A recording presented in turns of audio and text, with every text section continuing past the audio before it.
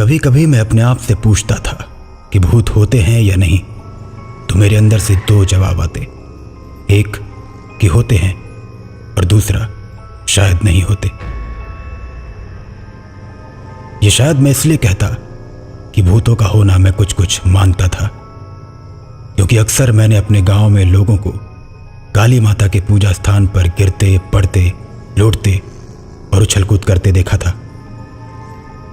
यह बात तब की है जब मैं छोटा था, करीब 8 साल का। काली माता के स्थान पर प्रतिदिन भीड़ होती थी। कोई अपने बेटे को लाता, कोई अपनी बेटी को और कोई अपनी पत्नी को।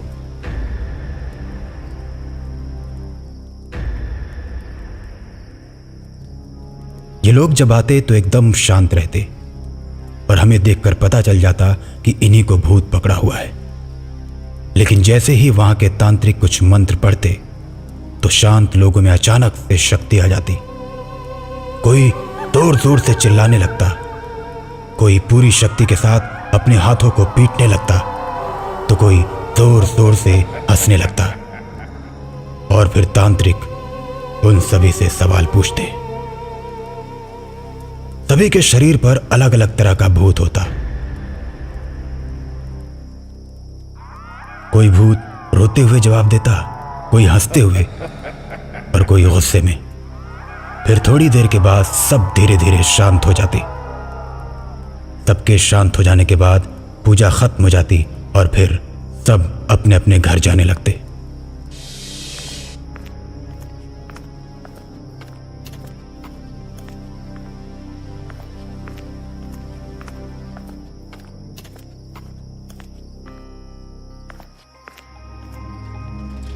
जब हम किसी से पूछते तो हमें यही बताया जाता कि इनका भूत उतर चुका है। हमें सुनने में बड़ा मजा आता कि अरे वाह, इनका भूत उतर गया। मैं कभी कभी अपने पापा से पूछता, पापा ये भूत कैसे होते हैं? मुझे भूत कब पकड़ेगा? जब पकड़ेगा तो मैं भी काली माता के स्थान पर जाकर अपना भूत उतरवा लूंगा। बड़ा मजा आएगा ना पापा? पापा मेरी बात सुनकर एक जोरदार थप्पड़ लगाकर डांटते हुए बोलते, बहुत शौक लगा है भूत पकड़वाने का। जिसको पकड़ता है वही जानता है। चले हैं भूत पकड़वाने। तुम्हारी माँ ने ही तुमको छूट दे रखी है। चलो जाओ जाओ पढ़ाई करो। पापा की डांट से डरकर मैं पढ़ने बैठ जाता। लेकिन पापा की बात से एक चीज समझ में आ गई थी कि भूत होते हैं और तकलीफ देने वाले होते हैं।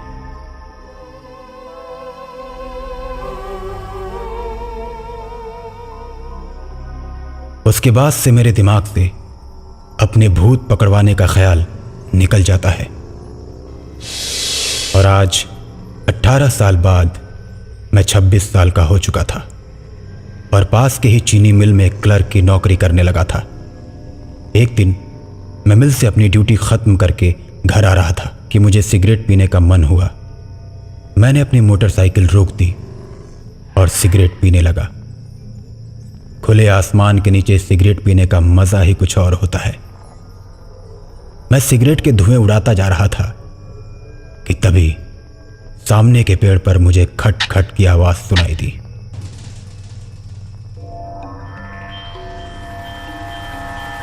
मुझे लगा जैसे कोई पेड़ की डाली काट रहा है, लेकिन इतने अंधेरे में कौन डाली काटता है? मुझे समझ आ गया कि जरूर ये कोई चोर है और पुलिस के डर से दिन की जगह रात में डाली काट रहा है। मैंने अपने मोबाइल की फ्लैशलाइट जलाई और पेड़ के पास गया। जब मैंने पेड़ के ऊपर देखा तो एक आदमी जिसकी उम्र करीब 60 साल होगी, वो कुल्हाड़ी से पेड़ की डाली काटे जा रहा था।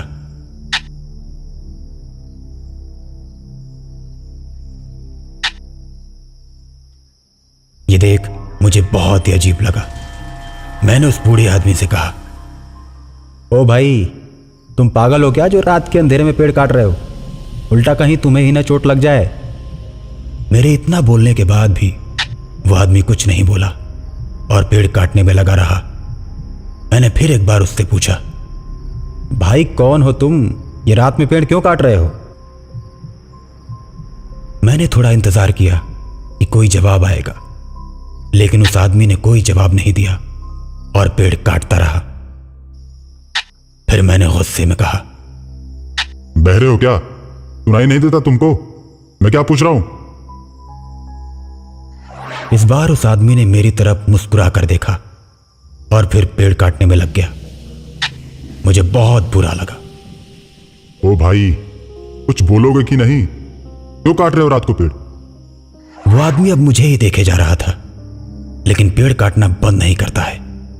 ये देख मुझे और भी गुस्सा आ जाता है और मैं आग बबूला होकर बोलता हूं, अबे ओ बहरे, मेरी बात समझ में आती है कि नहीं?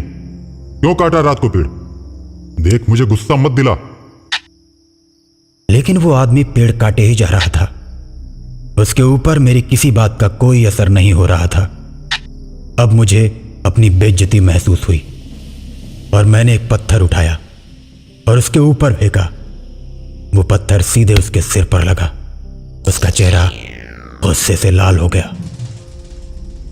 वो आंखें बड़ी करके गुस्से से मुझे देखने लगा। चोट लगने के बावजूद वो अब भी पेड़ काटे जा रहा था। ये देख मेरा गुस्सा और बढ़ गया। अब मैंने उसे नीचे उतारने की सोची। ओ चोर, तू ऐसे नहीं मानेगा ना? अब मैं तुझे ऊपर आकर पेड़ से नीचे फेंकूंगा, फिर तेरी टांग तोड़ूंगा। रुक तू। मैं पूरे गुस्से में था। मैंने अपनी पीठ से बैग उतारा और मोटरसाइकिल पर टांग दी और फिर जैसे ही मुड़ा तो देखता हूं कि वो आदमी पेड़ पर नहीं है। मैं आश्चर्य में पड़ गया, इतनी जल्दी वो कहां जा सकता है। तभी पीछे से एक आवाज आई। मैंने अचानक पीछे मुड़कर देखा तो वो आदमी ठीक मेरे सामने खड़ा था। उसे अपने पास देख मैं बोला, तुम तो अभी पेड़ पर थे, इतनी जल्दी नीचे कैसे आ गए?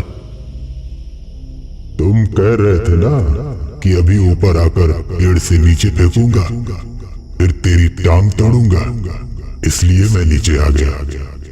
तोड़ो मेरी टांग। मैं एकदम से डर गया। मैं समझ गया कि ये कोई पागल आदमी है। अब मैंने उससे पीछा छुड़ाना ही सही समझा। अरे नहीं चाचा, मैं तो मजाक कर रहा था।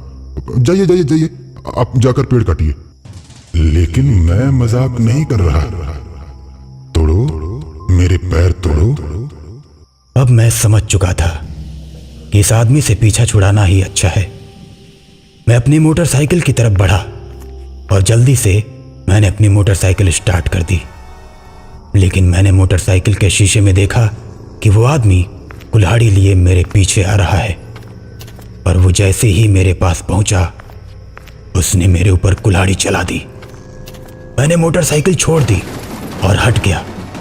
कुल्हाड़ी मोटरसाइकिल में जाकर लगी। उसके बाद मैंने उसे ढकेल दिया और वो सीधा कुल्हाड़ी पर जाकर गिरा। कुल्हाड़ी उसके गर्दन में घुस गई और तेज खून बहने लगा। मैंने देखा तो आदमी मर चुका था। मैं काफी डर गया। मैंने उसे उठाकर सड़क किनारे के गड्ढे में फेंक दिया और मोटरसाइकिल लेकर तेजी से भागने लगा। कुछ दूर जाने के बाद मेरी मोटरसाइकिल अचानक से भारी हो गई। जैसे लगा कि कोई मेरे पीछे बैठा है। मैंने शीशे में देखा तो वही आदमी कुल्हाड़ी लिए मेरे पीछे बैठा था और फिर उसने कुल्हाड़ी से मेरे कंधे पर वार किया। मेरे कंधे से तेज खून बहने लगा।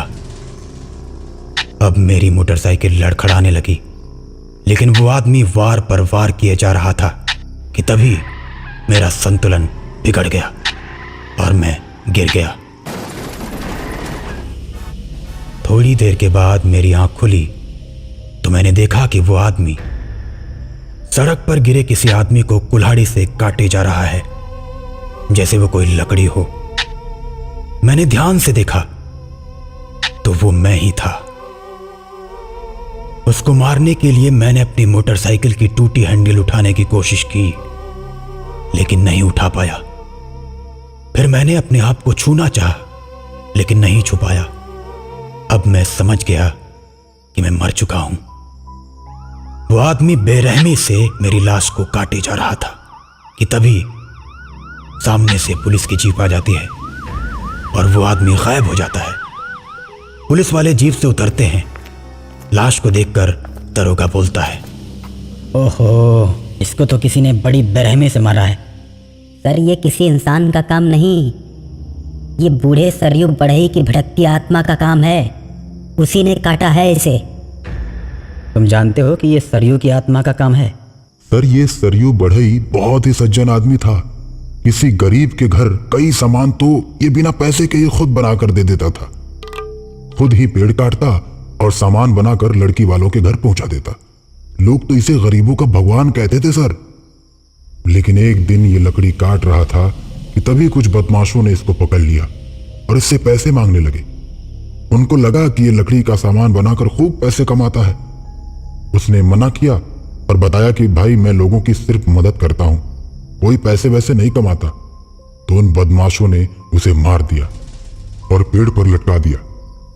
आते जाते बहुत से लोगों ने देखा कि ये उसी पेड़ पर बैठकर रात को पेड़ काटता दिख जाता है जिस पर उसे लटकाया गया था। लेकिन वो किसी को हानि नहीं पहुंचाता है। पर जब कोई उसके साथ बदमाशों वाली हरकत करता है तो वो उसे छोड़ता भी नहीं है, उसे कुल्हाड़ी से काट काट कर मार डालता है। ये सुनकर मेरे तो होश ही उड़ गए। पुलिस वाले मेरी लाश को पोस्टमार्टम के लिए ले गए और मैं आज भी उसी सड़क पर आते जाते लोगों को देखकर अपनी की हुई गलती के लिए पछताता रहता हूं।